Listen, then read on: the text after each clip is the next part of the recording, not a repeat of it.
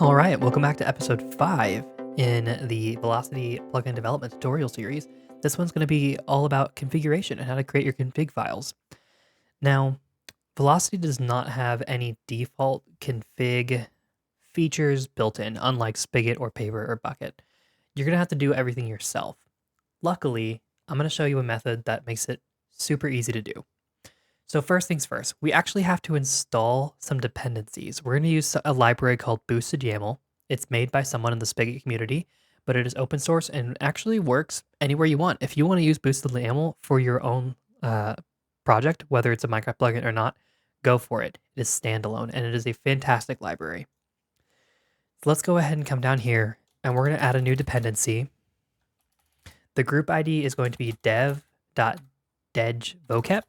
I hope I'm pronouncing that correctly. And we're going to be using boosted-YAML as the artifact ID. And we're going to use 1.3.1. Go ahead and hit that refresh button.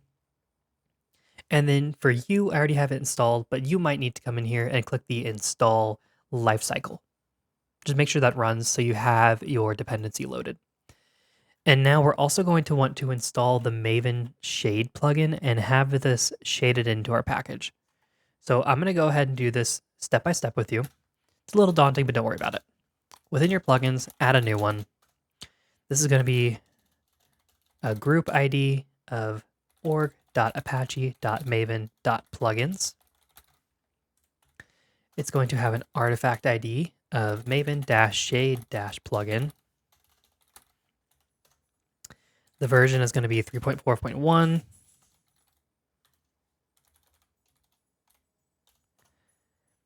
And now we're going to add some configurations. Sorry, configuration, not shuns. Going to add some filters. And this is just to prevent the manifest files from being copied in and then causing some annoying warnings within our build process. We want to target every artifact. We want to go ahead and just exclude the meta inf.mf files. That's it for our filters. We also want to go ahead and set up some relocations here. And this is the important part. We're going to relocate dev.degvocep.boostedYAML, and we're going to place it somewhere in our plugin. Now for me, mine is org.rprogle.lobby, that being my domain. So I'm going to type in org.rprogle.lobby.libs. This can be wherever you want it to be, but make sure this first part is at least the same as your package identifier here. And now we're done with the configuration section. Last thing we want to do is add an execution section. We're going to add a phase to this on the package phase. And under goals, we'll want to add a goal of shade. All right, that was a lot of text, but we're finally done setting up the Maven Shade plugin, which means that this library is good to go for us. So now we want to go ahead and create our file. So under the Java folder, under the main folder, create a new directory and call it resources. Then we'll go ahead and create our config file in here. config.yml. Now I'm going to go ahead and create two values in here. The first one is going to be one called file version, and the second one is going to be default server. What's file version going to be? So Boosted YAML supports automatic config updates if you ever add configuration options later on. Updates can be a big pain. Boosted YAML does it flawlessly. And file version is what's going to allow us to monitor this. So if someone is on file version 4 and you upgrade to file version 6, their config will automatically be updated to 6, and none of their settings that they've set have changed, but the new options you created will be in there. Now let's go to our Velocity, our lobby class of our Velocity plugin. And in our constructor, down here where it says add inject, let's add something new. Let's add something called an @data directory. It's going to be of type path, and we're going to call it data directory. So what is @data directory? Well, this is an annotation provided from Velocity. This is basically going to specify that the path here needs to be the path to our plugin's data folder. So when we inject a path, this is not going to inject some random path. It's going to inject specifically your plugin's directory. And up here, let's go ahead and create a getter. And we're going to make this a private static YAML document. We're going to call it config. All right. And now we want to go ahead and try to create that config. So there's going to be a lot of text here, but it's because boosted YAML is very configurable is the word I'd use. There's a lot of different settings you can set, which makes it perfect for any environment. But it can be a little daunting at first. So let's do a try and a catch. And if you've been in Java development for a while, or you've been doing plugin development for a while, you can probably guess what this is going to throw. It's going to be an IO exception because we're doing file modifications. And we're going to do config equals a YAML document dot create new file data directory dot to file, because while Velocity likes to use paths, boosted YAML uses files. Now, the reason we also didn't create a data directory up here is because this is going to be the only place we use data directory for now. If you want to access your directory somewhere else, I would recommend doing one of these getters up here, a private final getter, and then setting it within your constructor. And then we're also going to do config.yml within this file. That's going to be the name. We want to do a get class and a get resource as stream of config.yml.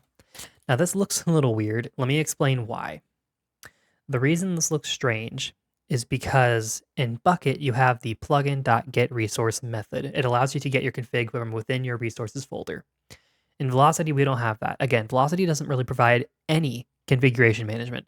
So we want to use the get class method. And we're going to get the class, quote unquote, of config.yml. That's going to allow us to populate our defaults into our config file. All right, now that we've done that, it looks like we were getting a warning. We'll fix that in a second. We're going to do general settings of default because we don't really want to change those. Our loader settings, we want to do a builder, and we're going to set auto update, set auto update to true. We want our plugin config file to update automatically without having to do anything from the user. Our dumper settings will be default, and our updater settings, we're going to do another builder. Let's go ahead and put a comma there. And here's that warning again. It's because it might be null. We know it's not going to be null because it is right there. Let's go ahead and just replace that with an objects.require not null. We're going to do updater settings.builder.set versioning.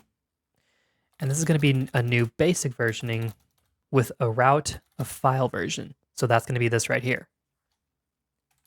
We also want to set option sorting to updater settings.option sorting.sort by defaults. What that is going to allow us to do is, let's say we added a new config value right here, right in the middle, right? Without this being set, any new config values will be just tacked onto the bottom, right? So if you have some fancy formatting you want to do, then it's going to be best to leave that to sort by defaults. And we're going to do a .build. And there we go. Our config is now done. I'm going to go ahead and do an update and then config.save. That's just going to ensure that the config is actually totally up to date and that we've saved any potential changes. It's kind of just like a catch-all. Now, if the config cannot be loaded, we're going to assume the plugin's not going to work, and so we want to go ahead and just shut it down. So we're going to do a logger.error because we want to say, hey, something happened. We can't handle this right now. Could not create or load plugin config. This plugin will now. I cannot type today. Now shut down. There we go. And now we want to go ahead and get our plugin container. This is also going to be an optional. We talked about optionals in a previous video. We're going to do get plugin manager dot get plugin. And this is going to be the name of our plugin. That's going to be up here in this ID field. It's highly recommended you don't change this ID because other plugins will use this as dependencies, and if you change it without letting anyone know, it's going to break plugins. You can change the name if you want to. Just if you create an ID before you distribute it, make sure that's the ID you want. And now we're going to do container.ifPresent plugin container. We're going to do plugin container.getExecutorService.shutdown. Executor service is part of Java, but we're going to go ahead and shut this executor for this plugin all the way down. We're going to kill it. All right, and that is how we create our config. Now we want to go ahead and use our config to populate these values here, right? So down here we did default server. What I want to do now is I actually want to get that from the config file. So let's go ahead and do that. Let's remove this default server thing here. We're going to get an error here. That's okay. Go ahead and clear that out for the time being.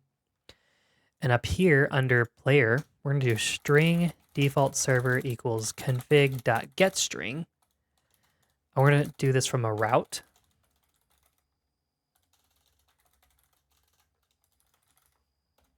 Go ahead and make sure you import route. And then we can change that to default server and it just works. Now on our command, remember, we're setting the command here, right? So since we don't have a set default server anymore, we're going to go ahead and want to tweak that a little bit. So instead, where it says argument provided, we're going to do lobby.getConfig, because remember, we put a getter on it, and it's a static method, or a static object. We're going to set the default server value to the argument we provided. Now that we've done that, we want to make sure we save our config. So we're going to do lobby.getConfig.save. And again, this is going to throw an IO exception because we're doing file modifications and it could always fail. But we want to go ahead and ignore it just because it's not that big a deal. And you can add your own error handling later on. But I'm just going to go ahead and put ignored. Ignored is a keyword in IntelliJ that's just going to say, don't really care, whatever works, right? Let me go ahead and make sure that's all we need to do because there's a lot in this video. All right, and that should be it. So I'm going to go ahead and load up our server here with this new version of the plugin, and I'll be right back. All right, now that we're back and we've loaded up our server, go ahead and go into your plugins folder and make sure there is a folder with the same name or ID as your plugin and that your config is in there. It should have all the values that you put when you created it in your project over here. We have verified that it is correct. So we're going to go ahead and load into Minecraft now, join our server, and make sure that it connects just fine. Now remember, this is loading the server name from the config now. So as long as we can join the server, we should be good to go. Success. All right, I'm going to use the default lobby command to change it to something that we know doesn't work. Oops. There we go. Set default server to terabyte is cool. Now if we deconnect and try to reconnect, sorry, disconnect, not deconnect. If we disconnect and try to reconnect, you'll see that we're going to get stuck on the joining world thing because, again, no server exists. We click cancel and come back into our server, go to our config. You see it set to terabyte is cool. Let's change that back to lobby and then try to connect again.